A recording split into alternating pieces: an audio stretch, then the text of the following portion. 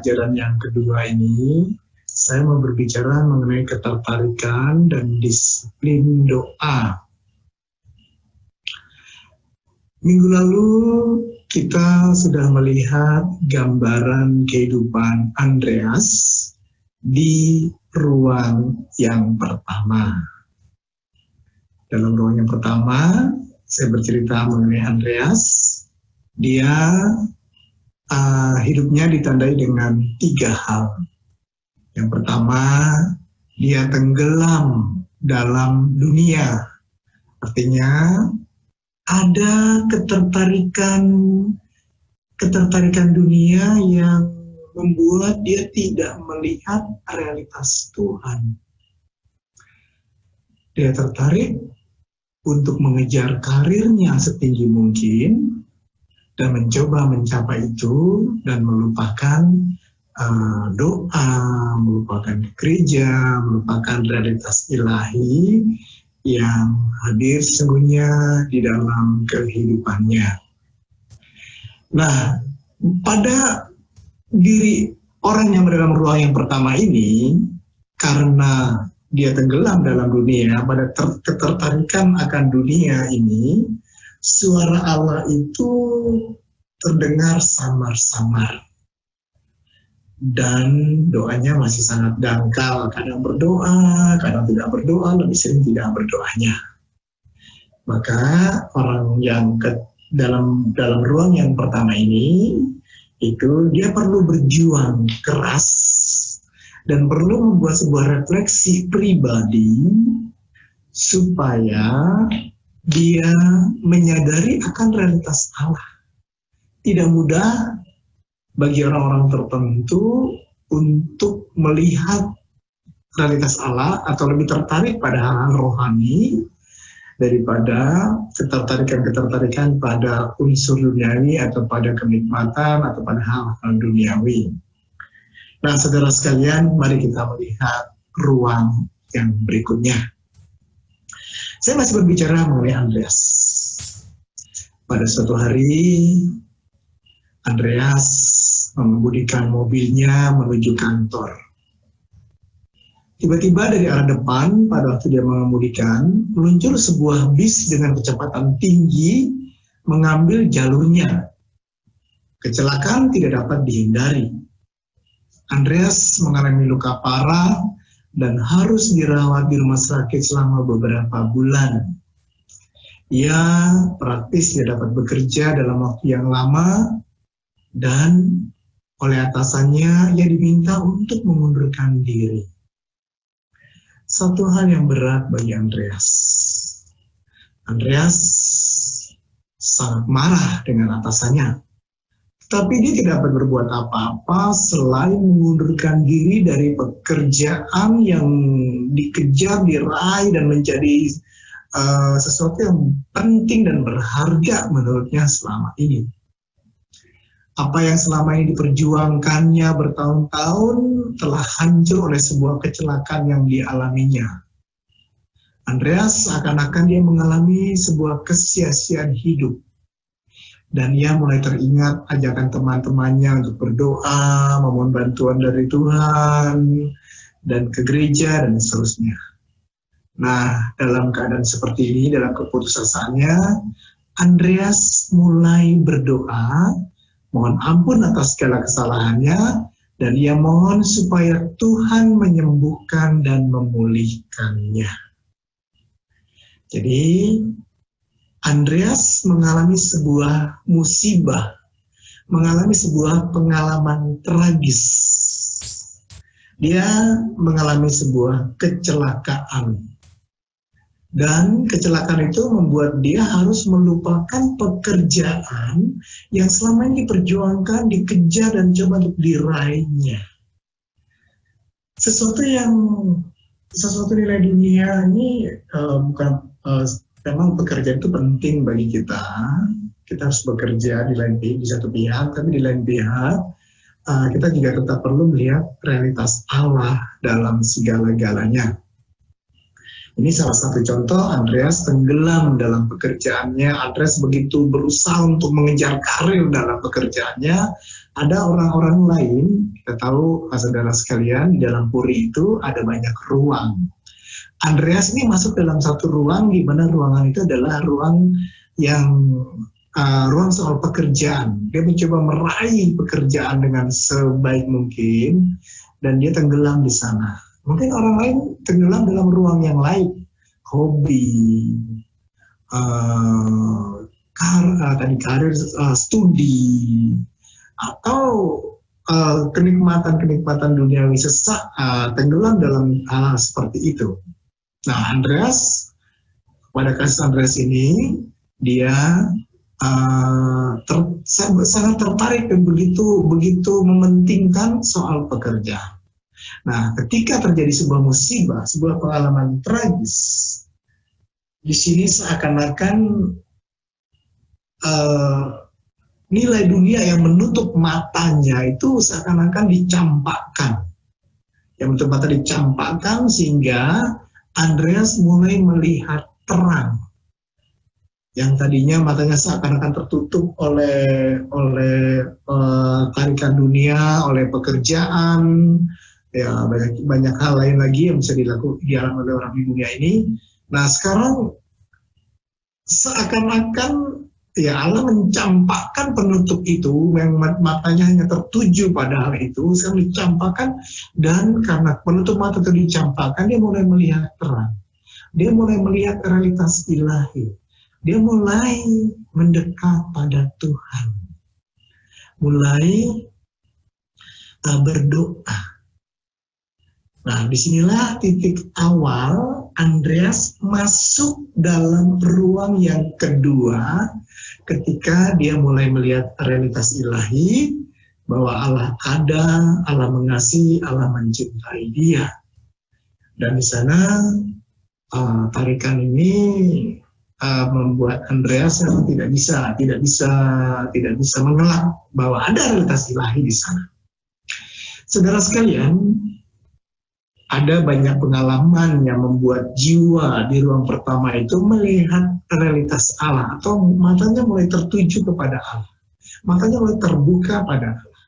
Tidak harus pengalaman tragis, tapi memang pengalaman tragis dalam hidup itu bisa membuat orang kemudian melihat realitas Allah. Nilai-nilai dunia yang selama ini diperjuangkan itu seakan-akan dicampakkan atau hilang. Misalkan orang mengalami bahaya kebakaran, mengalami banyak hal bisa dialami dalam pengalaman hidupnya, sehingga dia mulai lari dan datang pada Tuhan. Atau juga orang mengalami masalah atau sakit penyakit, itu juga bisa membuat orang kemudian berpaling pada Tuhan, melihat realitas Tuhan. Atau juga ketika orang melihat kesaksian hidup sesama, melihat kesaksian hidup sesama yang baik, dia melihat kok seorang yang dekat dengan Tuhan rasanya damai. Nah, ini orang bisa kemudian bertobat dan melihat realitas Allah sebagai realitas yang perlu didekati. Atau ketika dia membaca buku, Tuhan memberikan satu rahmat padanya, sehingga lewat buku yang dia baca, akhirnya itu membuat dia bertobat. Atau mendengar kesaksian, atau melihat kesaksian, atau juga ajakan orang yang dikasihi. Suami, istri, pacar, orang tua, atau anak, itu semua hal ini bisa membuat seorang itu mulai bertobat, mulai mengalihkan perhatian dari dalam ruang pertama itu, perhatian dari nilai-nilai duniawi yang dianggap penting dalam hidup. Sekarang orang mulai melihat realitas Allah, dan realitas Allah menjadi realitas yang penting dalam hidupnya. Nah, saudara sekalian, ada beberapa hal ini yang membuat orang mulai masuk dalam ruang yang kedua, mulai melakukan doa yang lebih serius. Allah tahu dengan tepat bagaimana mengundang jiwa-jiwa untuk mendekat kepadanya. Tidak harus dengan musibah, tidak harus dengan bencana, tidak. Tapi Allah yang baik tahu bagaimana cara mengundang setiap jiwa untuk mendekat kepadanya. Tapi dalam bagian ini, Teresa juga mengatakan begini, ada orang-orang tertentu yang jiwa-jiwa malang, Teresa katakan, yang mengalami musibah berkali-kali tetapi tidak melihat realitas Allah. Matanya seakan-akan itu tertutup. Nilai-nilai duniawi seakan-akan lengket di matanya tertuju pada nilai-nilai duniawi itu, sehingga dia sulit sekali melihat realitas Allah. Nah, jiwa-jiwa seperti itu menurut Teresa jiwa-jiwa yang kasihan, jiwa-jiwa yang malang, yang tidak mampu melihat realitas Allah dalam kehidupan, tapi hanya nilai dunia, mengejar nilai dunia, itu menjadi yang sangat penting bagi hidupnya. Untuk orang seperti ini, Teresa mengatakan kita perlu banyak berdoa bagi mereka, supaya pada akhirnya oleh suatu hal ada sebuah kesadaran bahwa nilai-nilai dunia itu adalah nilai yang semu, tidak kekal. Nah, ketika orang mengalami panggilan Tuhan, Tuhan tahu bagaimana cara memanggil seorang ini. Jiwa-jiwa yang mendengar panggilan itu, memang seakan-akan dia tidak bisa mengabaikan panggilan itu. Ada realitas Allah. Tapi juga ada orang yang mengeraskan hati sehingga tidak mau menuruti panggilan itu, tetap sibuk dengan hal-hal dunia. Nah, inilah yang dikatakan Teresa sebagai jiwa yang malang. Kita perlu berdoakan orang yang demikian. Nah, di sini oleh sebuah peristiwa, baik itu yang luar biasa ataupun yang biasa-biasa saja, Tuhan tahu bagaimana cara mengundang jiwa untuk mendekat padanya. Akhirnya jiwa masuk dalam ruang yang kedua. Saudara sekalian, di dalam ruang yang kedua ini, orang sudah mulai tertarik pada Tuhan. Hal rohani, doa, perayaan Ekaristi, Tuhan itu menjadi satu perhatian, dan dia memberi perhatian pada hal ini. Dalam ruang yang kedua, orang mulai sungguh-sungguh memberikan dirinya kepada Allah, bahkan dengan niat yang besar sekali dia memberikan dirinya pada Allah.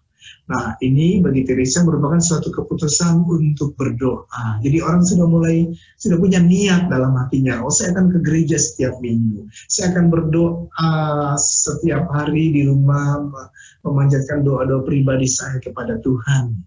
Ada sebuah niat yang demikian untuk memberikan waktu, untuk memberikan dirinya kepada Tuhan. Ada niatan yang besar, tetapi kehendak masih lemah. Orang tidak berani mengambil keputusan secara serius. Ingin, tetapi kemudian keinginan itu hanya tinggal keinginan seringkali, dan orang ini perlu berjuang untuk mewujudkan keinginan itu. Di satu pihak dia sudah melihat realitas ilahi, tapi kehendaknya itu masih lemah. Teresa menggambarkan orang dalam ruang yang kedua ini dengan penuh simpati dalam bukunya Puri Batin. Merasa kasihan, merasa sangat bersimpati karena dia harus berjuang dengan keras untuk melawan godaan-godaan dunia. Godaan dunia itu tidak hilang. Godaan dunia masih mengikuti dia, ketertarikan pada dunia, nilai-nilai dunia itu masih terbayang-bayang dalam dirinya, maka orang seperti ini perlu berjuang keras. Bahkan Teresa mengatakan, kalau orang di ruang pertama itu, setan tidak berusaha untuk menggoda orang itu, karena memang dia tidak pernah berdoa. Tapi ketika orang mulai masuk dalam ruang yang kedua, ini kuasa setan, bahkan Teresa mengatakan seluruh neraka seakan-akan itu menarik dia kembali ke ruang yang pertama. Jadi seringkali orang mengalami perjuangan berat di sini. Orang mulai membina hidup doa, mulai rajin ke gereja, itu tidak mudah. Nah, Teresa memberi sebuah perhatian di sana dalam bukunya Puri Batin dalam ruang kedua ini. Dia berbicara dengan sangat simpati, menaruh perhatian pada orang yang berada dalam ruang yang kedua ini, dengan perjuangannya, karena Teresa sendiri juga mengalami hal yang sama. Dia menggambarkan keadaan dirinya dahulu demikian. Dalam autobiografinya, Teresa menceritakan dengan penuh detail di mana ia selama 20 tahun sangat menderita karena dia berada dalam suatu keadaan yang mendua. Dia kepengen hidup kudus di dalam biara, tapi dalam biara pada masa itu, jadi pada masa itu pada zaman Teresa Avila itu memang dalam orang masuk biara itu harus membawa mas kawin. Kemudian kalau mas kawinnya lebih besar, maka dia mendapat ruang, mendapat fasilitas yang lebih baik di dalam biara, dan seterusnya. Nah, selama 20 tahun atau 18 tahun lebih, kurang lebih 20 tahun, Teresa masuk biara umur 20, lalu selama beberapa saat memang dia sempat mengalami kehidupan doa yang baik, tidak dikatakan kurang lebih 2 tahun tidak sampai, dan umur 40 tahun sampai umur 40 tahunnya mengalami kesuaman. Nah, akhirnya dia mulai sadar dan dia mulai menguatkan hatinya, meneguhkan hatinya, dan sehingga akhirnya dia mulai serius melakukan doa. Nah, pengalaman Teresa ini, pengalaman hidupnya itu membuat Teresa sangat bersimpati dengan orang-orang yang berjuang untuk mengarahkan perhatiannya kepada Tuhan. Karena memang di satu pihak dia melihat realitas Allah, melihat dia kepingin ke gereja, kepingin ikut misa, tetapi ada tarikan-tarikan dunia yang terasa begitu kuat. Artinya masih mendua. Nah, Teresa mengatakan begini dalam bukunya Puri Batin, hampir 20 tahun saya berada di tengah-tengah laut yang bergelombang ini dengan jatuh dan bangun. Tetapi yang terakhir ini, maksudnya yang bangun, tidak saya lakukan dengan baik. Sebab begitu saya bangun, saya jatuh lagi. Saya kira sukar menggambarkan suatu bentuk kehidupan yang lebih sulit daripada itu. Allah tidak saya nikmati dan dia tidak memuaskan saya. Di tengah-tengah kesenangan duniawi, saya merasakan sakit di hati karena merasa bersalah terhadap Allah. Karena rasa bersalah saya terhadap Allah. Tapi bila saya datang kepada Allah, seluruh pikiran duniawi tidak membiarkan saya beristirahat, dan bagaimana saya bisa bertahan selama 1 bulan, jangankan bertahun-tahun lamanya. Sungguh melampaui pengertian saya, sebab perjuangan itu sungguh keras. Jadi Teresa juga berjuang pada awal-awal membiara dia, berjuang mengalami jatuh bangun selama waktu yang cukup lama. Tarikan duniawi begitu memikat, masih memikatnya, tapi bukan dalam dosa yang besar, tapi itu membuat Teresa tidak berjuang dengan keras untuk menuju kepada Allah. Ada tarikan-tarikan dunia yang membuat dia tidak berjuang keras untuk menuju kepada Allah. Memang di satu pihak dalam ruang ini jiwa merasakan perlunya datang kepada Allah. Dia ingin dekat dengan Allah. Dia ingin ikut misa, ingin doa pribadi, ingin ikut kegiatan rohani, tapi dia belum dapat melakukan dengan baik karena kehendaknya masih lemah. Pikiran-pikiran duniawi itu masih besar dalam dirinya. Ini orang yang berada dalam ruang yang kedua. Pada orang-orang tertentu, dia menyadari dan mengalami memang nilai-nilai dunia ini seperti sia-sia, maka dia perlu mencari Allah. Ada yang menyadari ini. Kesadaran ini juga semakin besar dalam dirinya, tapi juga kehendak masih sangat lemah. Ingatan akan kematian juga menguatkan dan meneguhkan pengertian budi kita akan kesia-siaan hidup. Jadi ketika dia melihat orang meninggal, melihat saudara-saudarinya, keluarganya meninggal, dia melihat hidup ini sesuatu yang fana. Jadi hidupnya akan mengalami kemusnahan, kita akan mengalami kematian dan musnah. Nah, ini menguatkan orang untuk mencari Allah. Nah, beberapa hal ini membuat orang akhirnya mulai mencari Allah dan mulai berjuang dengan serius. Teresa mengatakan bahwa pada ruang ini memang perlahan-lahan ketika orang mulai bertahan dalam doa, mulai pelan-pelan meninggalkan duniawinya, pelan-pelan atau perlahan-lahan orang mulai rindu untuk melakukan kehidupan rohani yang lebih serius. Berpuasa, berpantang, melakukan materi tertentu, dan juga banyak orang itu mulai melakukan disiplin rohani yang baik. Setiap minggu mulai ke gereja, memulai kehidupan rohani yang serius. Ini orang yang berada dalam ruang yang kedua. Jadi realitas Allah sudah dilihatnya. Dalam diri ada kerinduan besar untuk bertobat, tetapi sekali lagi tarikan duniawi ini seringkali membuat dia itu jatuh dalam dosa. Teresa mengatakan demikian. Ya Tuhanku dan Allahku, kebiasaan sia-sia, maksudnya kebiasaan duniawi itu yang begitu mengakar dalam diri manusia merusakkan segala sesuatu. Karena seringkali kebiasaan dunia ini membuat kita tidak mudah untuk melangkah kepada Tuhan, membuat kita seringkali jatuh pada hal yang sama. Nah, inilah yang dikatakan oleh Teresa. Santo Rasul Paulus menggambarkan perjuangan ini dalam suratnya. Paulus mengatakan, sebab di dalam batinku aku suka akan hukum Allah.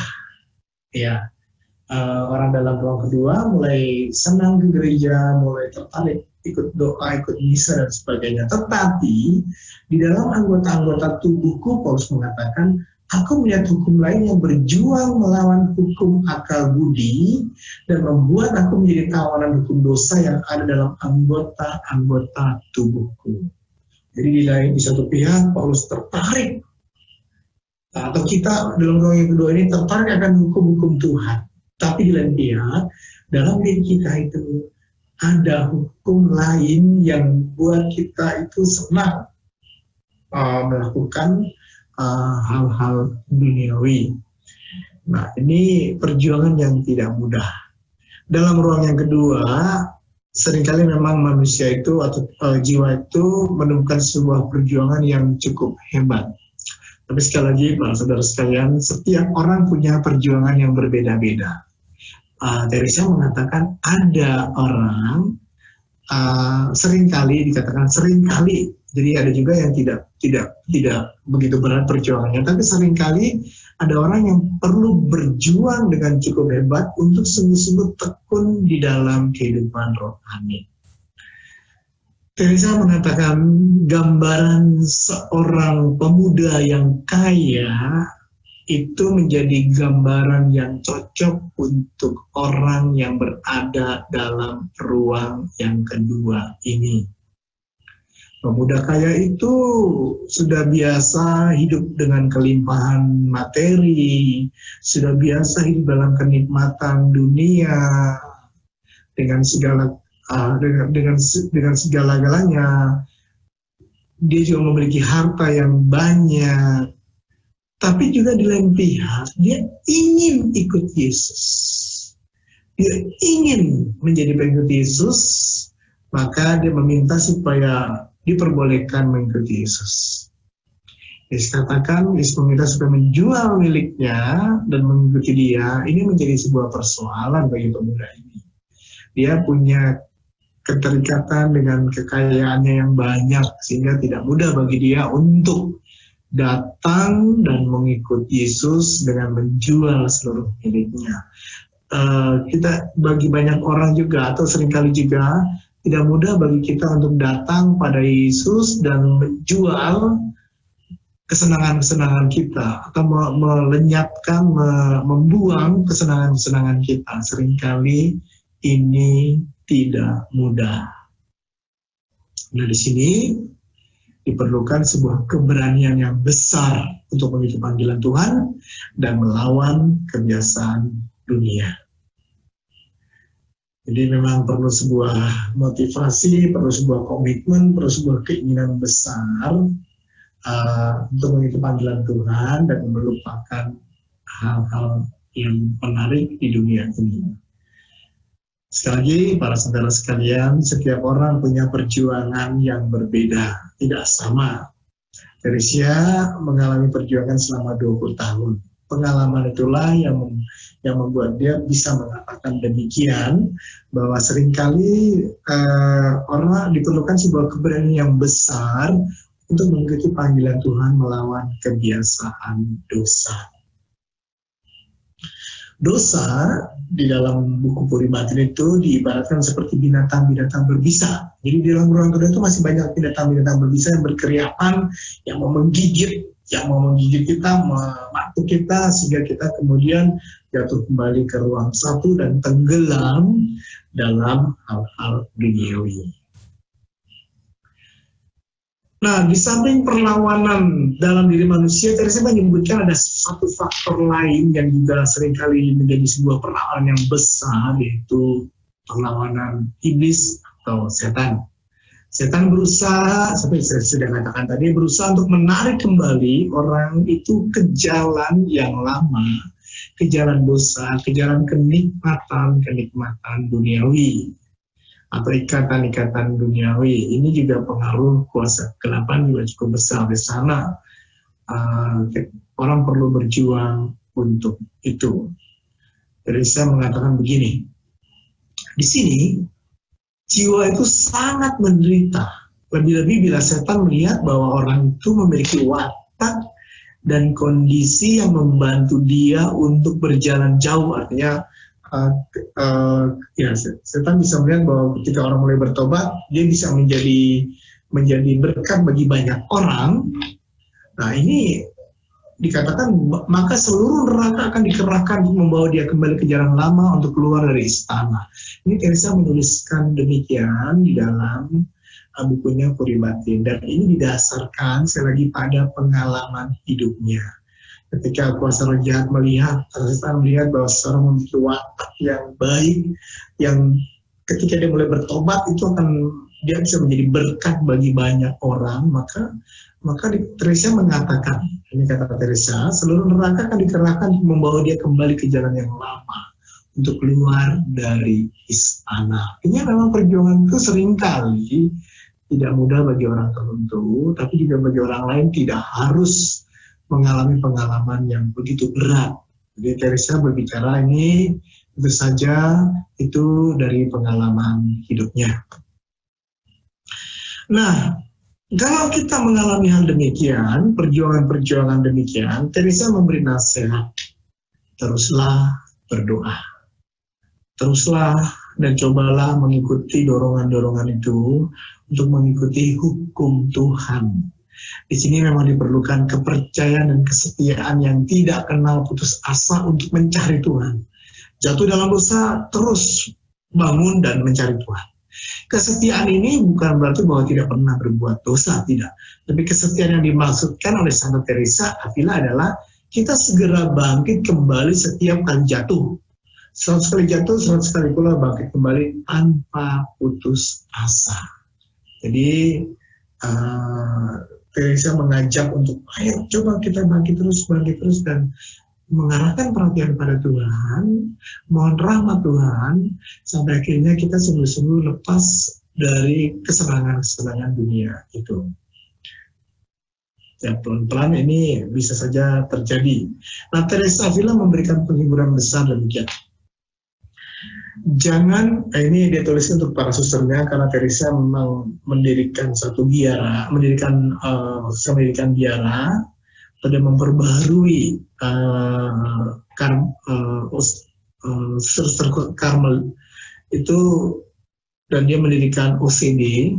Nah, jadi banyak suster-susternya. Dia mengatakan, jangan putus asa para suster, bila kamu tidak segera dapat menjawab panggilan Tuhan.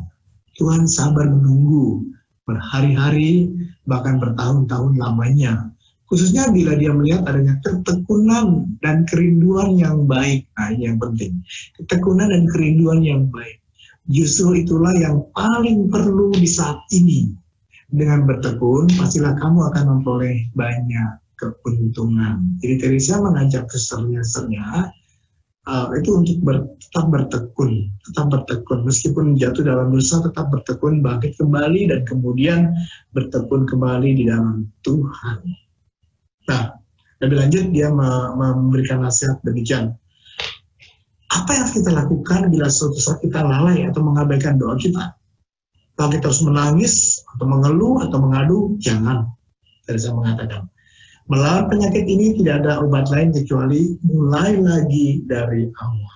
Jadi kalau kita melupakan doa kita nggak usah menangis, nggak usah sedih dengan itu, tapi yang harus dilakukan adalah kita mulai kembali dari awal. Ketika kita sudah mulai bertobat, lalu kemudian kita tenggelam lagi dalam dosa, kita ingat itu kembali mulai dari awal. Tuhan menunggu kita, Tuhan menantikan kita. Itu yang dikatakan oleh Santa Teresia dari Avila. Nah, saudara sekalian, jika seorang bertekun dan melakukan doa dengan setia dalam hidupnya, dan ada ketekunan, pada akhirnya dia mulai bisa mengarahkan sungguh-sungguh perhatiannya kepada Tuhan. Setiap minggu sudah mulai ke gereja, mulai ikut doa rosario dalam lingkungan, mulai ikut ibadat-ibadat, dan banyak hal yang kemudian dia ikuti. Dia mulai dalam arti tertentu menang terhadap godaan atau tarikan-tarikan duniawi. Nah, di sini jiwa mulai masuk dalam ruang yang ketiga. Jiwa diperkenankan Tuhan untuk masuk dalam ruang ini. Baik. Saudara sekalian, saya mau memberikan sebuah ilustrasi atau gambaran mengenai ruang yang ketiga ini. Kita melihat kehidupan Andreas. Andreas dalam sakitnya itu, dalam peristiwa musibah yang dialami, dia mulai banyak berdoa. Dia mulai memasrahkan dirinya kepada Allah dan berharap hanya kepadanya saja. Perlahan-lahan imannya kepada Allah mulai bertumbuh seiring dengan penyembuhan yang terjadi padanya. Ya, penyembuhan juga mengalami proses yang cukup panjang, cukup lama. Setelah mampu berjalan, ia mulai pergi ke gereja untuk mengikuti perayaan Ekaristi. Bahkan hampir setiap hari ia mengikuti perayaan Ekaristi sejauh dapat ia lakukan. Doa pribadi dilakukannya dengan tekun, dan ia juga melakukan berbagai macam devosi. Tetapi ia lebih suka berdoa koronka setiap jam 3 sore. Jadi banyak devosi yang dilakukan, tapi dia senang melakukan satu devosi, itu berdoa koronka. Ia mulai meninggalkan dosa besar yang biasa dilakukan, dan dengan penuh perhatian ia menjaga dirinya supaya tidak jatuh ke dalam dosa yang kecil sekalipun. Andreas juga melayani sebagai anggota KUR di parokinya. Setiap minggu ia melayani perayaan Ekaristi sebagai anggota KUR. Ia juga mulai bekerja di tempat yang baru, dan ia merasa Tuhan sungguh baik padanya. Dan Tuhan memberikan segala berkat-berkat yang diperlukannya. Dia mulai bekerja. Tapi bekerja tidak lagi menjadi sebuah nilai yang utama dalam hidupnya. Dia juga tetap berdoa dan melayani. Bahkan kalau kita melihat kehidupan Andreas, ini kehidupan di ruang 3, kita melihat kehidupan Andreas ini seakan-akan sempurna. Seakan-akan kelihatannya. Dia rajin ke gereja, bahkan setiap hari pergi ke gereja, mulai meninggalkan dosa-dosa besar, dan berusaha untuk tidak melakukan dosa kecil sekalipun. Dan dia juga ikut melayani, mulai menjadi pelayan Tuhan sebagai anggota KUR di parokinya. Bahkan dikatakan dalam ilustrasi ini, ia melayani setiap minggu, melayani setiap minggu sebagai anggota KUR di parokinya. Dan ia begitu bersemangat, punya disiplin yang besar dalam kehidupan rohani. Dan dia yang juga mulai bekerja di tempat yang baru, dan dia merasakan Tuhan itu sungguh memberkatinya, Tuhan sungguh baik padanya. Inilah gambaran orang yang berada dalam ruang yang ketiga. Ya, Teresa membahas ruang ini dengan mengatakan pada ketika dia mulai membahas ruang ini, dia mengatakan demikian, bahwa sungguh merupakan rahmat besar sekali bila kita masuk ke dalam ruang yang ketiga. Jadi ketika orang sudah mulai setiap hari ke gereja, ikut aktif dalam kegiatan doa, kemudian orang mulai melayani, Teresa mengatakan itu sebuah rahmat besar yang diberikan Tuhan kepada jiwa, sehingga jiwa begitu tertarik pada pelayanan demikian, dan ini dikatakan dia boleh masuk ke dalam ruang yang ketiga. Dan pada zaman Teresa dan juga pada zaman kita ini, banyak orang dibawa masuk dalam ruang ini. Bahkan mereka yang sibuk dengan dunia, yang bekerja di tengah dunia, ada banyak orang yang tetap berusaha untuk misa setiap hari. Ada banyak orang yang berusaha untuk berdoa setiap hari dan melakukan pelayanan.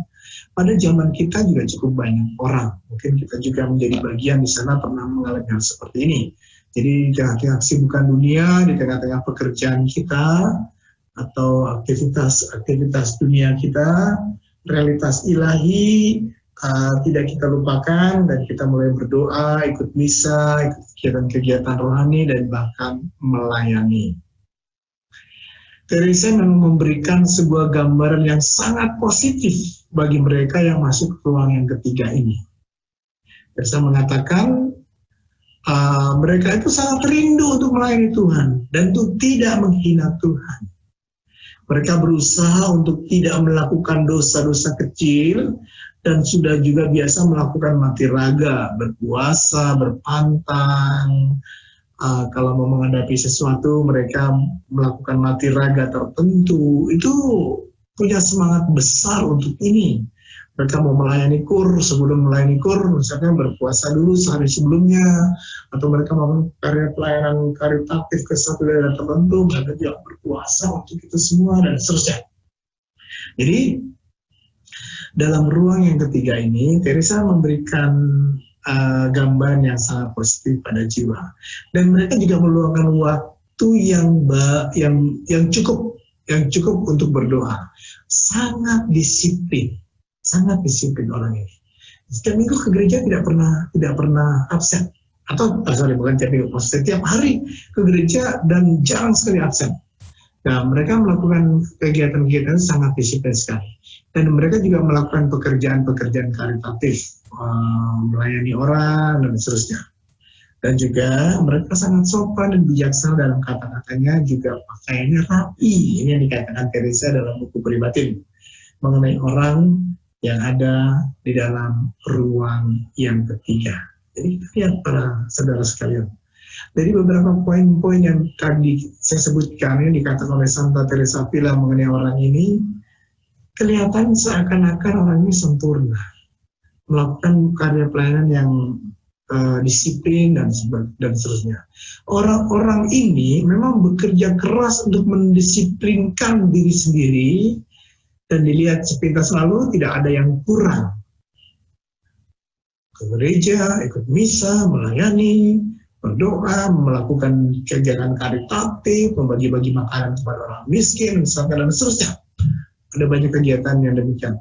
Tampaknya tidak ada satu alasan pun yang menghalangi mereka untuk masuk ke ruang keempat. Tampaknya. Bahkan sampai ruang terakhir tadi saya katakan.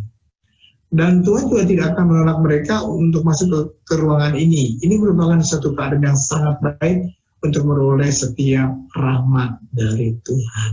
Jadi, yang dikatakan Santa Teresa Avila tampaknya memang sangat sempurna, sangat baik orang ini. Sangat baik. Sekiranya dia seharusnya dia tidak terhalang untuk masuk dalam ruang-ruang yang berikutnya. Akan tetapi, ada tuntutan lain yang diminta dari orang-orang ini supaya dapat masuk sampai ruang yang terdalam. Apa tuntutan yang penting itu? Nah, Teresa memandang pemuda yang kaya sebagai dia sebagai tipe khusus dari orang-orang yang ada dalam ruang yang ketiga. Pemuda tadi telah memberikan banyak sekali. Dia mengatakan, pemuda yang kaya itu mengatakan dia sudah memberikan persepuluhan, sejak dari kecilnya sudah melakukan hukum-hukum Tuhan dan seterusnya, tetapi dia tidak berani memberikan dirinya sendiri secara utuh, tidak mau memberikan dirinya secara utuh kepada Tuhan. Ini kekurangan dia. Jadi orang yang dalam ruang yang ketiga ini belum memiliki sebuah penyerahan diri yang total. Bahkan tadi saya mengatakan keinginan atau kehendak untuk menyerahkan diri pun tidak ada. Ini yang dikatakan oleh Santa Teresa. Lalu apa sebetulnya yang dilakukan dalam ruang yang ketiga oleh orang ini? Dia membangun sebuah kehidupan rohani menurut caranya. Dia mau melayani, dia mau melayani, kemudian mau banyak berdoa, membangun sebuah bangunan hidup rohani menurut caranya. Teresa dalam bukunya mengatakan ini sebuah versi lain dari ruang yang dalam ruang yang pertama. Dalam ruang yang pertama tadi itu orang membangun hidup rohani, membangun kehidupan jasmani menurut caranya. Sedangkan orang dalam ruang yang ketiga ini versi lain dari kehidupan ruang pertama, tapi yang dia bangun adalah kehidupan rohani yang dia bangun sendiri. Tadi kehidupan jasmani yang dia bangun, sekarang kehidupan rohani yang dia bangun sendiri. Di sana Teresa mengatakan keinginan dan kehendak untuk menyerahkan diri ini yang belum ada. Mungkin dia mengira dan merasa hebat ketika menjadi seorang seperti Andreas, seorang yang melayani di kurnya itu melayani di katedral, melayani di gereja Santa Cecilia, melayani di gereja Bunda Maria Tak Bernoda, melayani di gereja ini dan seterusnya. Ada sebuah kebanggaan diri karena melayani di gereja-gereja itu. Jadi di sini kehidupan rohani itu dibangun dalam sebuah kebanggaan dan orang tidak mau kehilangan dirinya sendiri. Ini poin yang penting orang yang dalam ruang yang ketiga ini. Nah, yang diperbuat orang dalam ruang yang ketiga ini sebetulnya adalah ia sukses membangun suatu kepribadian yang baik. Sukses membangun sebuah kepribadian yang baik, dia memiliki satu kesucian pribadi dengan baik, memiliki banyak kebajikan, berkembang dalam pelayanan dan bahkan juga berkembang dalam karunia, membangun suatu hidup yang penuh disiplin, suatu penampilan yang tampaknya sempurna dan tak bercacat, dan di sini seakan-akan orang ini melatih otot-otot rohaninya sehingga memiliki kekuatan rohani tertentu. Saudara sekalian, bangunan ini kadang-kadang menjadi sebuah kebanggaan orang ini. Bahaya dari orang ini adalah kalau misalkan kemudian dia dikritik, ini menjadi sesuatu yang sulit bagi dia untuk dikritik. Kadang-kadang ada orang yang begitu bangga dengan pelayanannya, merasa begitu hebat dengan pelayanannya, dengan doanya. Memang dia punya disiplin yang bagus, sangat diakui. Ini juga satu hal yang memang sangat perlu dalam kehidupan rohani. Ada sebuah keinginan besar untuk melayani, meskipun memang penyerahan diri belum ada di sana. Tapi orang dalam ruang yang ketiga ini seakan-akan itu membangun suatu kepribadian yang baik. Ya, memang di sana ada semacam sebuah kesombongan rohani, sebuah kesombongan merasa diri hebat dan seterusnya. Ia mengumpulkan bagi dirinya sendiri segala kebajikan-kebajikan. Nah, saudara sekalian, perlu diingat bahwa kesucian atau kekudusan itu bukan soal terus-menerus tumbuh menjadi lebih besar, lebih hebat, melayani kurs saya lebih hebat, pelayanan pelayanan saya sebagai diakon awam itu hebat. Bukan itu, tapi justru di dalam Tuhan, kesucian dan kekudusan itu adalah semakin kita menjadi kecil dan merendahkan diri di hadapan Tuhan. Ini yang perlu. Ini yang perlu. Kita perlu merendahkan diri di hadapan Tuhan dan mengakui bahwa kita perlu mengakui bahwa rahmat dan apa yang kita terima, apa yang kita lakukan itu adalah berasal dari Tuhan, bukan karena saya hebat, bukan karena saya mampu melakukan ini, tapi kita perlu dalam sebuah kerendahan hati, kerendahan hati, ini bukan kerendahan diri ya, tapi kerendahan hati di hadapan Tuhan, merendahkan diri di hadapan Tuhan, itu kita mengakui bahwa sebenarnya kita tidak layak, kita tidak mampu, tapi Tuhan yang memampukan kita untuk melayani, Tuhan yang memampukan kita untuk melakukan karya-karya yang dipercayakan kepada kita. Nah, justru kesucian dan kekudusan seperti inilah yang perlu. Jadi bukan soal mengumpulkan kebajikan-kebajikan yang besar, tidak. Kita perlu menjadi kudus itu adalah perlu menjadi mengakui bahwa Tuhanlah yang memberikan segala-galanya itu kepada kita. Saudara sekalian, Teresa sekali mengatakan, Teresa sudah katakan juga, apa yang ditunjukkan di sini dalam ruang yang ketiga ini seperti suatu edisi baru dari dirinya sendiri. Artinya edisi yang lama itu adalah edisi di mana dia membangun kehidupan kesenangannya lewat kesenangan dunia. Tapi di sini dia membangun sebuah edisi baru dengan menciptakan atau membangun sebuah kesenangan untuk dirinya sendiri dalam pelayanan rohani. Jadi itu Teresa mengatakan demikian. Ada satu edisi baru di sana karena orang masih sebetulnya memiliki egoisme yang cukup besar di sini. Jadi sebagian yang dilakukannya itu masih bercampur antara karya manusia belaka dan masih bercampur dengan egoismenya, kebanggaan diri sendiri. Saya merasa senang melayani, menjadi misioner misalkan, wah saya melayani setiap kali bisa saya melayani. Ada kesenangan di sana yang bercampur dengan egoisme. Ini tahap yang menjadi tahap ketiga dalam puri batin. Nah, saudara sekalian, waktu membahas ruang yang kedua, Teresa itu penuh pengertian dan simpati terhadap jiwa-jiwa yang berjuang untuk maju. Karena dalam ruang yang kedua itu memang jiwa mengalami tantangan yang berat, tarikan dunia. Tetapi dalam ruang yang ketiga ini, gaya bicara Teresa sangat berbeda sekali. Di sini Teresa tidak lagi mencoba untuk mengerti dan simpati pada orang yang dalam ruang yang ketiga ini, tidak. Tapi Teresa berbicara terhadap orang-orang di sini tuh berbicara dengan keras, dengan sikap keras. Seperti Yesus berbicara terhadap orang-orang Farisi. Karena memang orang bisa jatuh pada kesombongan rohani dalam ruang yang ketiga ini. Nah, Farisisme menurut Teresa Avila ini merupakan godaan besar dalam ruang ketiga ini. Ini godaannya. Menjadi Farisisme artinya yang merasa diri hebat, merasa diri benar, merasa diri luar biasa. Orang lain tidak benar lah, sudah sebagainya. Hidup yang teratur dan terlalu dalam disiplin doa memang dapat mudah membawa orang pada kepuasan diri sendiri.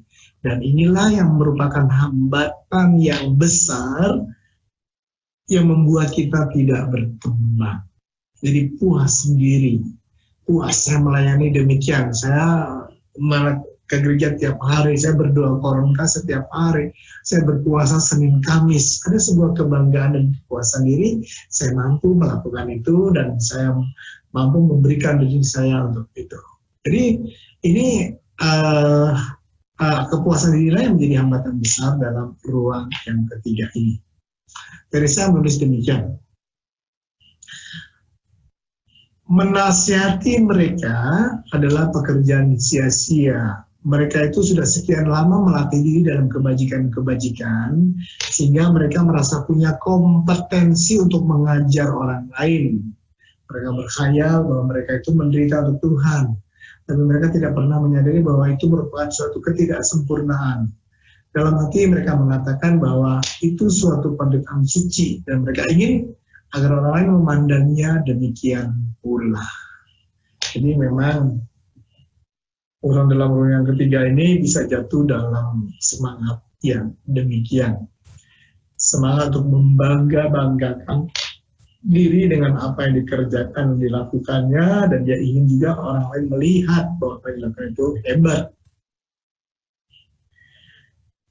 Tetapi sebetulnya pengalaman kepapaan, pengalaman kerapuhan, pengalaman ketidakberdayaan, ini yang sebetulnya perlu kita miliki, tapi kemudian kita perlu juga menyadari bahwa itu dalam kepapaan itu kita perlu Tuhan. Jadi dalam diri orang ruang yang ketiga, pengalaman kepapaan dan kerapuhan sendiri itu seringkali disalahgunakan dan dilihat sebagai sebuah ketidakberdayaan. Nah, karena mereka merasa hebat, merasa dirinya sebagai seorang martir, merasa bangga karena boleh menderita bagi Tuhan. Jadi Teresa Avila mengatakan yang sangat sulit untuk memberikan nasihat pada orang-orang yang demikian. Orang-orang yang sudah merasa begitu bangga dengan apa yang dilakukannya. Ya, Teresa mengatakan semoga Tuhan mencegah jangan sampai mereka berkhayal telah menderita karena kesalahan orang lain. Teresa mengatakan demikian. Nah, Farisisme merupakan suatu godaan yang mengancam semua orang, baik yang kuat maupun yang lemah. Dan inilah godaan yang ada dalam ruang yang ketiga ini. Ciri khas ruang yang ketiga, seringkali orang menghayalkan sebuah khayalan yang suci. Orang berkhayal bahwa dirinya baik di hadapan Tuhan, dirinya berkenan di hadapan Tuhan, dirinya sudah melakukan kebajikan-kebajikan, melakukan pelayanan-pelayanan yang hebat bagi Tuhan. Seringkali orang berkhayal demikian. Ini bahaya orang yang ada dalam ruang yang ketiga. Segala kekurangan yang disebutkan di Yohanes Salib pada permulaan bukunya Malam Gelap, ini ada 7 dosa pokok yang dapat menjadi kelemahan orang, itu menjadi ciri khas dari orang yang dalam ruang yang ketiga ini. Ada dosa-dosa tertentu yang berakar pada 7 dosa pokok yang dimiliki oleh orang-orang yang dalam ruang yang ketiga ini. Pada umumnya, penghuni ruang 3 ini menganggap dirinya lebih baik daripada kenyataannya. Nah, di sini Teresa menekankan kalau kita mau bertumbuh pada Tuhan, bertumbuh di jalan yang benar, di jalan kepada Tuhan, perlu kerendahan hati. Kerendahan hati itu menjadi sebuah pondasi. Kalau kita mau membangun sebuah rumah, kalau pondasinya kuat, rumah itu akan berdiri kokoh dan berdiri kuat, teguh. Tapi kalau pondasinya itu rapuh, rumah itu mungkin akan berdiri, tapi kemudian dia bisa jatuh atau bisa roboh. Pondasi itu apa dalam kehidupan rohani? Pondasi itu adalah kerendahan hati. Teresa sangat menekankan pentingnya kerendahan hati dalam kehidupan rohani ini. Kerendahan hati itu berarti 2 hal. Pertama, mengakui bahwa kita ini lemah, kita ini tidak, sesungguhnya kita ini tidak mampu. Yang pertama. Yang kedua, Tuhan yang Maha Kuasa yang memberikan rahmat kepada kita, yang memampukan kita. Jadi semuanya adalah karena Tuhan, karena perkenanan Tuhan kita boleh melakukan semuanya itu.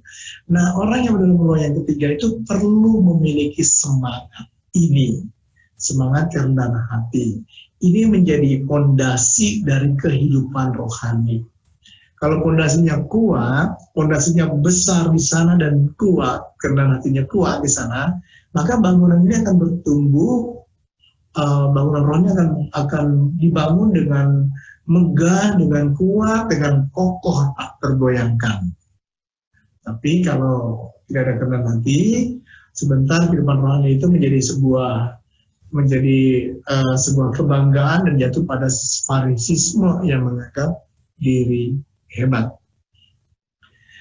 Karena orang-orang di ruangan ini itu merasa diri mempunyai hak untuk masuk ke ruangan yang lebih dalam, maka orang mulai menuntut dan tuntutan itu bisa dinyatakan dengan kasar, tapi justru begitu halus dan terselubung, sehingga orang seringkali tertipu sendiri. Jadi, saya sudah berpuasa, Tuhan harus mengabulkan doa saya sudah berdoa, saya sudah ikut misa tiap hari, Tuhan harus mengabulkan doa saya. Seringkali kemudian ada tuntutan demikian, saya sudah melakukan ini, saya sudah melakukan itu, maka Tuhan sekarang harus menjawab doa saya. Saya sudah melakukan ini dan sebagainya, Tuhan harus. Nah, tuntutan seperti ini secara terselubung itu mulai ada karena orang tidak memiliki kerendahan hati tadi, merasa bahwa hidup rohaninya baik, berkembang dan seterusnya, sehingga akhirnya ada tuntutan-tuntutan itu. Nah, tuntutan-tuntutan itu pertama akhirnya orang menjadi tidak sabar bila dalam doa dia tidak mendapatkan hiburan atau mengalami kekeringan dalam doa, tidak sabar. Dia menuntut, wah saya berdoa maka saya harus mengalami sebuah sukacita dan seterusnya.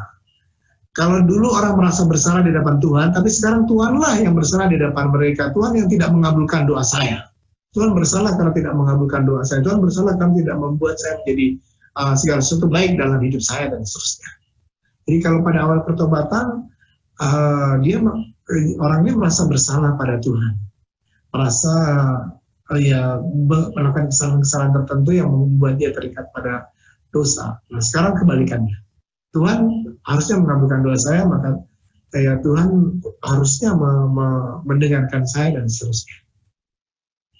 Saya telah berusaha sungguh-sungguh, sekarang giliranmu Tuhan untuk memberikan ganjarannya. Ini ungkapan ini yang tuntutan seperti ini yang seringkali kemudian terdengar pada orang-orang yang berada dalam ruang yang ketiga ini. Sekali lagi, saudara sekalian, Teresa sangat menganjurkan orang dalam ruang yang ketiga ini harus rendah hati. Nah, sikap yang menuntut ini pada umumnya banyak dijumpai di antara para pemula, orang yang mulai bertobat, mulai hidup rohaninya baik, itu kemudian seringkali ada tuntutan-tuntutan seperti ini dalam doa atau dalam kehidupannya. Orang-orang yang berusaha hidup dengan baik dan berkebajikan seringkali menjadi kurang sabar ketika melihat kok nggak maju-maju dalam hidup rohani, kok pintu seakan-akan tertutup, tidak terbuka. Nah, di sini seorang seringkali tidak sabar akan situasi ini. Jadi orang menuntut dari Allah, dan semakin orang menuntut dari Allah, semakin orang tidak menerimanya. Jadi ketika dia semakin menuntut Allah untuk menjawab doanya, Allah untuk memberikan sesuatu pengalaman tertentu dalam doanya, justru semakin orang tidak menerimanya. Kita perlu kepasrahan, perlu kerendahan hati. Jalan-jalan doa itu memasuki sebuah puri yang asing bagi kita. Kita nggak perlu punya keinginan menuntut Allah untuk masuk dalam ruang yang satu. Tidak. Tapi biarkan Allah menuntun kita. Kita hanya ikut berpegang pada tangan Tuhan, biarkan Dia menuntun kita. Menuntun kita untuk memasuki lorong-lorong dalam puri untuk menuju ke titik yang paling tengah. Tapi kalau kita menuntut ini, menuntut itu, berarti kita ingin masuk dalam ruang tertentu, itu yang membuat kita tidak bisa maju, karena ruang dalam puri itu kita tidak tahu. Allah yang mengetahuinya, Allah yang bisa menuntun kita untuk bisa masuk pusat yang lebih dalam. Nah, saudara sekalian, kita perlu kerendahan hati yang besar dalam hal ini. Nah, hubungan kita dengan Allah tidak dapat diukur menurut hukum keadilan manusia, tetapi menurut semata-mata itu karena cinta kasih Allah, karena Allah yang memberikan, menuntun dan sebagainya. Karena kasih Allah saja, akhirnya kita boleh mengalami banyak hal dalam kehidupan kita. Di sini diperlukan, sekali lagi saya mengatakan, kerendahan hati yang besar, supaya Allah memberikan karunia-Nya kepada kita dan menuntun kita untuk masuk ke lebih dalam ke pusat jiwa atau ke dalam puri itu. Tanpa kerendahan hati dan tanpa membiarkan Allah menuntun kita, maka kita tidak akan masuk lebih dalam ke dalam puri. Kita perlu membiarkan Tuhan. Hanya kerendahan hatilah yang perlu dimiliki. Ini menurut Santa Teresa Avila. Dia mengatakan, tidak dapat diragukan bahwa kita pasti mencapai tujuan kita bila kita bertekun dalam kekosongan dan kepasrahan yang total ini. Namun ada satu syarat, dan saya minta supaya kamu merenungkannya baik-baik. Pandanglah dirimu sebagai hamba yang tidak berguna. Itu yang dikatakan Teresa. Kalau saya menulis di belakang itu ada 3 Romawi, itu artinya di ruang 3. Ruang 3 itu ada beberapa bab. Di bab yang pertama, nomor 8. Satu itu nomor bab yang pertama, yang 8 itu bab 8 ini kalau melihat catatan ini bisa melihat buku Puri Batin. Ini buku Puri Batin ruang ketiga, bab yang pertama dan nomor ke-8. Atau kita juga bisa membandingkan Lukas bab 17 ayat 10. Ya kita ini hamba yang tidak berguna yang melakukan apa yang diperintahkan Tuhan. Ya kita ini keledai-keledai. Kalau orang-orang bersorak-sorai, itu bukan karena keledainya, tapi Tuhan yang menunggang keledai itu. Karena Allah menunggang keledai itu, Yesus menunggang keledai itu, maka kemudian orang-orang menyambut Yesus dan menyambut keledai, yang menaiki keledai, bukan menyambut keledai itu. Jadi kita adalah hamba yang tidak berguna. Kalau kita melayani kur, ya, ini kita lihat bahwa semuanya karena Tuhan yang memberikan rahmat kepada kita untuk melayani kur.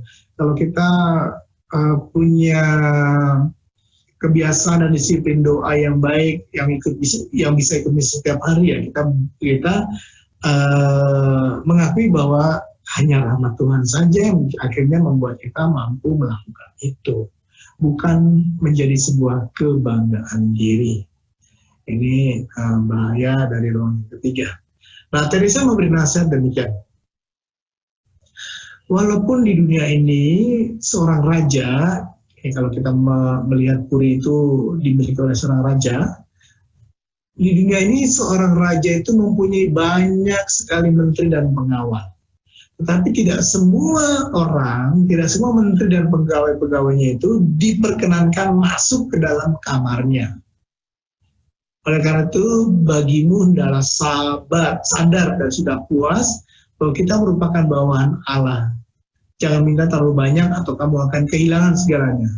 Lihatlah kepada orang kudus yang memasuki kamar sang raja, dan kamu akan melihat perbedaannya dengan kita. Ya, dengan rendah hati, saya mau mengatakan dengan rendah hati kita perlu melihat bahwa sebetulnya kita tidak layak. Kita tidak layak di hadapan Tuhan. Ya, kalau kita bisa maju, kalau kita bisa melakukan hal-hal kebaikan itu hanya karena semata-mata rahmat-Nya saja. Jadi saya mengatakan orang-orang kudus yang diperkenankan hidup dekat dengan Tuhan itu memiliki sebuah perbedaan yang besar dengan kita. Kita perlu melihat itu. Teresa mengatakan demikian. Jadi saudara sekalian, sekali lagi, kerendahan hati itu perlu dimiliki, kerendahan hati bahwa kita sebetulnya tidak layak untuk masuk dalam kamar sang baginda atau ke dalam relasi yang semakin yang dekat dengan Tuhan. Tapi Tuhan yang memberikan rahmat supaya kita bisa dekat dengan Dia. Lalu lebih lanjut Teresa mengatakan demikian. Jangan meminta apa yang tidak berhak kamu terima, betapapun banyaknya apa yang telah kita perbuat bagi Tuhan untuk berkenan kepadanya. pikiran bahwa kita layak menerima karunia itu sama sekali tidak boleh muncul dalam hati kita yang telah menghina Allah ini. Oh, kerendahan hati, kerendahan hati. Saya tidak mengerti mengapa saya tergoda dalam hal ini untuk mengatakan bahwa mereka yang banyak mengeluh tentang kekeringannya sesungguhnya kurang rendah hati. Jadi Teresa mengatakan demikian, kita perlu kerendahan hati. Nah, inilah saudara sekalian bahaya yang bisa muncul dalam ruang yang ketiga ketika orang mulai bertumbuh dan berkembang, farisisme bisa terjadi, maka kita perlu kerendahan hati. Dan dalam ruang yang ketiga ini juga Teresa mengajarkan sikap doa yang perlu supaya kita bisa bertumbuh, kita maju. Nah, Teresa mengatakan dalam doa kita, dalam ibadat-ibadat yang kita lakukan, kita perlu memiliki satu hal ini, sadar akan kehadiran Allah. Jadi doa bukan berpusat pada saya hebat, saya melayani, saya melakukan ini, itu, dan seterusnya, bukan. Tapi doa mulai diarahkan pada kesadaran akan kehadiran Allah, mencoba untuk menyadari kehadiran Allah.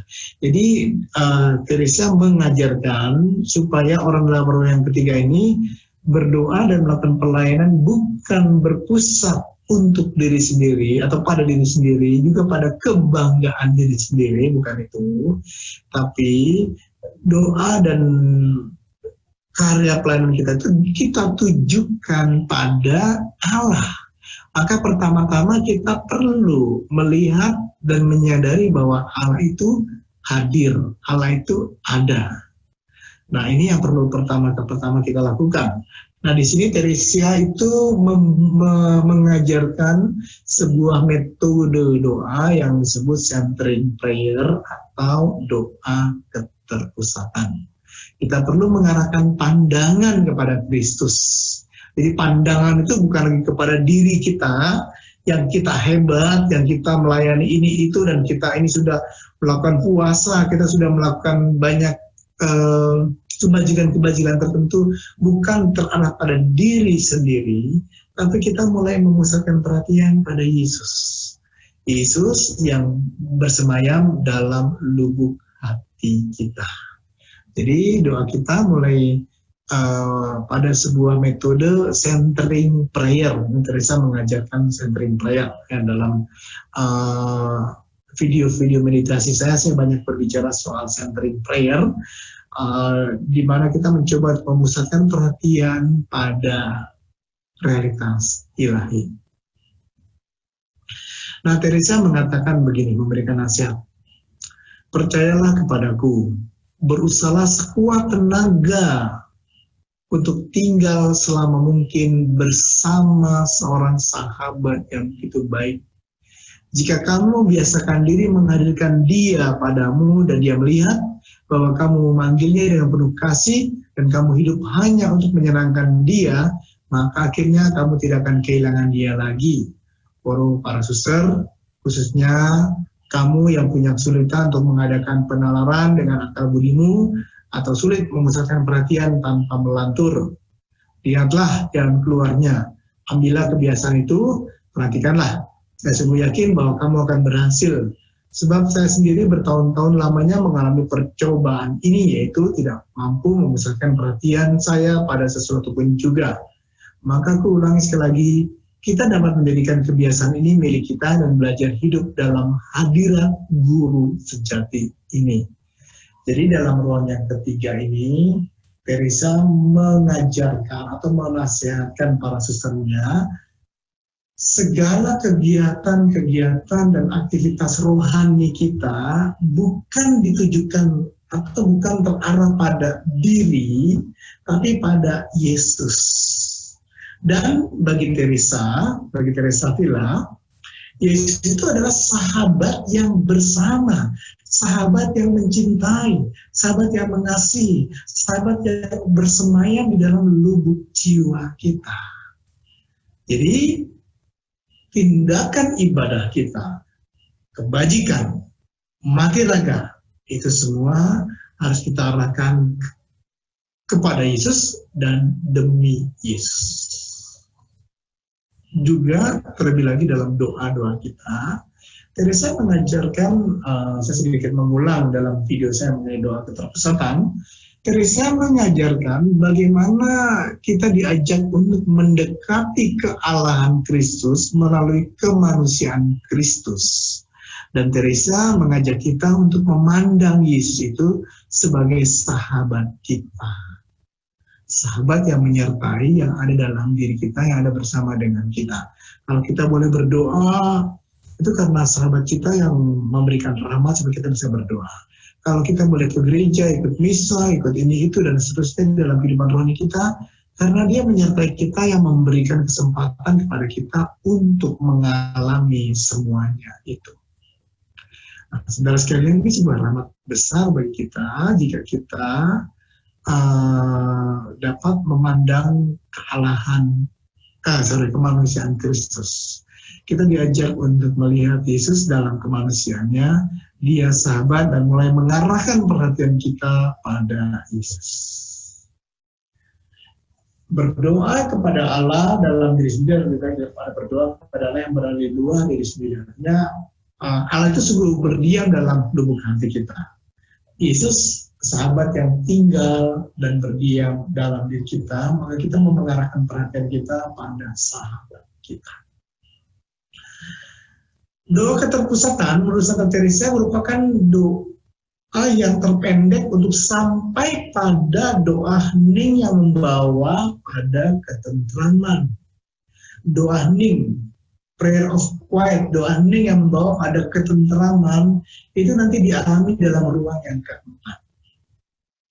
Doa keterpusatan, Santa Teresa mengatakan kalau orang berdoa dalam waktu 6 bulan saja mengarahkan perhatian pada Yesus yang ada dalam lubuk hatinya, maka dalam waktu 6 bulan saja dia akan dapat menguasai daya jiwa dan kemudian dia bisa mengalami apa yang Santa Teresa katakan, keheningan yang membawa pada ketentraman atau kedamaian. Itu dialami dalam ruang yang keempat. Besok atau minggu depan maksud saya, minggu depan kita akan bicara ruang yang keempat. Jadi dalam ruang yang ketiga ini yang perlu kita cermati dan perhatikan, kerendahan hati itu akan menanggalkan kesombongan dan menanggalkan kesombongan kita. Dan kerendahan hati itu akan membuat kita mampu menemui Allah dalam lubuk hati kita. Jadi ini yang sangat diperlukan oleh orang-orang yang berada dalam ruang yang ketiga. Dan lewat centering prayer, kita diajak untuk berbicara kepada Dia dalam cinta sebagai seorang sahabat. Nah, inilah saudara sekalian ciri-ciri ruang kedua dan ruang yang ketiga menurut buku Puri Batin Santa Teresia Avila. Minggu depan akan kita lanjutkan dengan ruang yang keempat. Apa ciri ruang yang keempat dan bagaimana kita bisa masuk dalam ruang yang keempat. Baik, sampai sekian pelajaran yang kedua ini. Apa yang dimaksud dengan menyangkal diri? Ini dari Monica Chelsea. Menyangkal diri itu adalah menyangkal keinginan-keinginan atau kesenangan-kesenangan diri sendiri. Misalkan kita senang akan sesuatu, senang misalkan main game. Kita biasa menghabiskan banyak waktu untuk main game. Nah, menyangkal diri itu berarti apa? Mengurangi main game. Atau kita biasa atau senang dengan es krim. Tiap hari makan es krim. Wah, tidak ada hari yang terlewati tanpa es krim misalkan. Menyangkal diri itu berarti ya, dalam konteks ini mencoba untuk mengurangi makan es krim atau mungkin sehari itu tidak makan es krim. Itu sebuah bentuk-bentuk penyangkalan diri. Tapi juga penyangkal diri itu sekali lagi dalam sebuah kerendahan hati, bukan berarti wah saya hebat sudah menyangkal diri, tidak. Tetap dalam kita arahkan pada Tuhan. Itu. Baik, begitu Lala. Baik, terima kasih Romo. Terima kasih juga untuk Monica telah bertanya. Ke pertanyaan selanjutnya untuk Hernani Juliati, sebenarnya Teresa kehidupannya bagaimana? Dan kenapa dia katakan sangat menderita berada dalam keadaan mendua? Baik, secara garis besar saya katakan begini mengenai kehidupan Teresa di dalam biara. Pada zaman Teresa itu, orang masuk biara itu harus memberikan mas kawin. Jadi memberikan sesuatu kepada biara. Orang yang memberikan mas kawin cukup besar, maka dia bisa mendapatkan kamar yang lebih besar. Bahkan pada masanya itu, seorang bisa menerima tamu di dalam kamar ruang yang besar itu, bisa menerima tamu atau bisa membawa pembantu yang membantu dia dan seterusnya. Itu pada masa itu sempat terjadi demikian. Jadi Teresa ini di satu pihak dia masuk biara itu kan kepengen suci, kepengen kudus. Ada sebuah kerinduan untuk menjadi kudus, menjadi suci. Tapi di lain pihak kesenangan-kesenangan dunia itu menarik dia. Bukan berarti kesenangan yang menyebabkan dosa yang besar, tidak. Tapi yang banyak diceritakan itu misalkan dia senang untuk menerima tamu, berbicara dengan tamu-tamu, berbicara dengan orang lain. Padahal biara mereka adalah biara kontemplatif yang sebetulnya tidak banyak menerima tamu. Tapi kesukaan menerima tamu, kesukaan berbicara dengan banyak orang itu menjadi kesukaan baginya. Dan di satu pihak dia kepengen berdua dengan Tuhan, kepengen berbicara dengan Tuhan, tapi dalam pihak dia juga ada sebuah kesukaan dalam dirinya. Ya untuk berbicara banyak dengan orang lain, dengan tamu dan seterusnya. Memang tidak dosa besar yang dialami oleh Santa Teresa Avila atau dilakukan Teresa Avila dalam biara, tidak. Tapi dosa-dosa ringan-ringan seperti itu yang membuat dia tidak bisa maju dalam hidup rohaninya, karena kesenangan-kesenangan itu ya membuat dia tidak mengarahkan perhatiannya sungguh-sungguh kepada Tuhan. Begitu. Oke, baik, terima kasih Romo, terima kasih juga untuk lanjut ke pertanyaan ketiga dari Franz Ransus. Romo, bagaimana menguatkan dan meneguhkan kehendak yang lemah di ruang kedua? Ya, saya kira doa keterpusatan itu tidak hanya dilakukan dalam ruang yang ketiga saja, tapi memang salah satu cara untuk meneguhkan kehendak kita. Kita perlu melihat bahwa Yesus mencintai kita, Yesus mengasihi kita, dan Dia Allah yang menjadi manusia yang banyak menderita untuk kita, yang juga mengasihi kita, mencintai kita. Lewat kemanusiaannya, melihat dia sebagai sahabat kita, itu juga akan menguatkan kita untuk meninggalkan dosa. Teresa mengajarkan begini, dia senang memeditasikan kemanusiaan Kristus. Khususnya memeditasikan misteri penderitaan Kristus. Ketika dia memeditasikan atau melakukan Lectio Divina dengan merenungkan misteri penderitaan Kristus, itu akan membuat kita lebih mudah untuk melihat bagaimana Tuhan mencintai kita dan betapa besar Tuhan mencintai kita. Jadi dengan melihat memeditasikan misteri kemanusiaan Kristus itu, kita akan mampu melihat cinta Tuhan kepada kita, sehingga akhirnya pelan-pelan diharapkan kita mulai meninggalkan dosa, meninggalkan semangat dunia, lalu mengarahkan perhatian sungguh kepada Tuhan. Jadi salah satu cara adalah kita bisa melakukan Lectio Divina. Bagaimana cara melakukan Lectio Divina bisa dilihat dari video saya di YouTube, di channel Meditasi Eliana. Itu di sana ada bagaimana cara melakukan Lexio Divina, cara Perisapila, dan juga melakukan Sendering Prayer. Tapi dengan memeditasikan misteri penderitaan Kristus itu akan membuat kita melihat dan mengerti meskipun tidak dapat sepenuhnya tentang cinta Tuhan kepada kita, tapi kita bisa menyadari bahwa Tuhan begitu mencintai kita. Itu diharapkan membuat kita sungguh-sungguh bangkit dari ruang yang kedua dan mengarah pada ruang yang ketiga. Begitu, Lala. Baik, terima kasih Romo. Terima kasih juga untuk Bapak Frans. Nah, selanjutnya dari Bapak Joto, bagaimana melihat musibah yang dialami oleh Andreas? Apakah itu merupakan kehendak Allah? Gimana, Bu? Apakah itu merupakan kehendak Allah atau tidak? Allah kepingin semua orang dekat dengannya. Allah menghendaki kita semua dekat dengannya. Tetapi Allah tidak pernah merancangkan kejahatan bagi kita. Hanya Allah membiarkan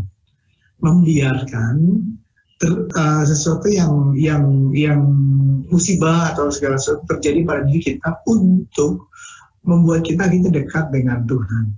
Allah tidak merancangkan yang jahat untuk kita, Dia selalu merancangkan yang baik untuk kita, tetapi Allah membiarkan segala sesuatu terjadi supaya akhirnya memberikan kebaikan bagi kita yang dikasihi oleh Allah. Kita ambil contoh kecil misal seringkali seorang bapak juga mendidik anaknya itu dengan cara yang demikian. Bapak tentunya tidak menghendaki anaknya mengalami kecelakaan atau celaka, tapi seringkali juga kadang-kadang dalam kasus tertentu kan tidak semua orang harus mengalami kecelakaan dulu baru ingat pada Tuhan. Tapi dalam kasus tertentu seringkali juga seorang bapak perlu membiarkan anaknya itu untuk mengalami sebuah persoalan, mengalami sebuah kesedihan mungkin, atau mengalami sebuah pengalaman tertentu yang akhirnya membuat dia menjadi lebih baik. Sering ada kalanya itu dapat atau itu terjadi atau dilakukan setelah diberitahu nggak bisa.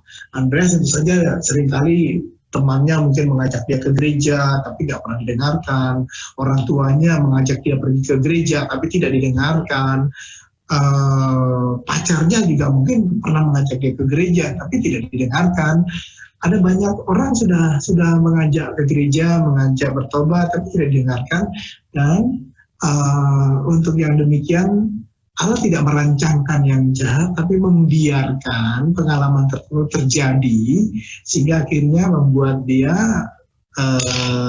mengarah kepada Tuhan. Begitu. Baik, terima kasih Romo, terima kasih Pak Joto. Nah, selanjutnya ke pertanyaan yang kelima untuk dari Bu Laurencia, bagaimana caranya menghindari tarikan-tarikan dunia, Romo? Nah, bagaimana cara berjuang untuk bertekun kehidupan ini? Ya, bagaimana cara menghindari tarikan dunia? Memang Teresa juga mengatakan untuk orang yang di dalam ruang yang dua ini, dia berbicara sangat lembut, dia berbicara sangat prihatin dengan orang-orang di sini. Karena apa? Karena orang di sini memang menghadapi perjuangan yang seringkali tidak mudah, seringkali berat. Makanya nada bicara dalam ruang yang kedua dari Sapra ini sangat prihatin, sangat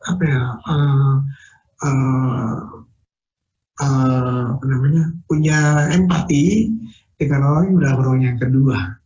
Memang tidak mudah seringkali pada waktu itu tidak mudah untuk melepaskan diri dari semangat dunia. Yang perlu kita miliki atau kita lakukan kalau kita dalam ruang yang kedua ini, kita perlu melihat refleksi pribadi ini yang penting. Usaha dan juga refleksi pribadi. Tadi dalam bagian pertama masuk ruang yang kedua, saya mengatakan begitu dalam tulisan Teresa Avila, kita perlu berjuang dan perlu refleksi pribadi. Berjuang dengan keras dan refleksi pribadi. Refleksi pribadi dalam hal ini ya kita perlu melihat melihat bahwa kesia-siaan hidup di dunia ini yang pertama. Yang kedua, melihat bahwa Yesus itu adalah pribadi yang begitu mencintai kita, yang mengasihi kita. Dan untuk yang kedua tadi, kita bisa lakukan dengan Lectio Divina, dengan merenungkan misteri penderitaan Kristus. Itu akan membuat kita melihat dan menyadari bahwa Tuhan begitu mencintai kita, atau begitu mengasihi kita. Dengan melihat itu, ini menjadi sebuah refleksi pribadi kita, betapa Dia mengasihi kita, mencintai kita, akhirnya ada sebuah kekuatan untuk meninggalkan dosa. Memang refleksi pribadi ini sangat penting, membuat semangat untuk meninggalkan dosa itu. Begitu, Mama. Terima kasih, Romo. Nah, ini akan menjadi 2 pertanyaan terakhir ya pada malam hari ini. Tapi jangan khawatir, pertanyaan yang belum terjawab pasti akan terjawab nanti, tapi melalui grup WA. Baik, dari Evi Melia. Apakah untuk bisa masuk ke ruang kedua harus memang dipilih Allah dulu, baik lewat timbulnya ketertarikan dalam diri maupun lewat musibah? Gimana, Romo? Harus memang dipilih. Sebetulnya tidak dipilih. Tidak dipilih Allah dalam arti bukan dipilih dalam arti begini. Allah menghendaki supaya kita semua dekat dengan Dia. Karena memang tujuan penciptaan adalah supaya kita ambil bagian dalam hidup Allah sendiri. Nah, sebetulnya setiap orang itu dipanggil untuk mendekat dengan Allah atau mendekat kepada Allah. Tapi cara panggilan Allah itu kepada setiap orang itu memang berbeda-beda. Ada yang ketika suami mengajak istri dengan kelembutan, ternyata istrinya mudah untuk dibawa.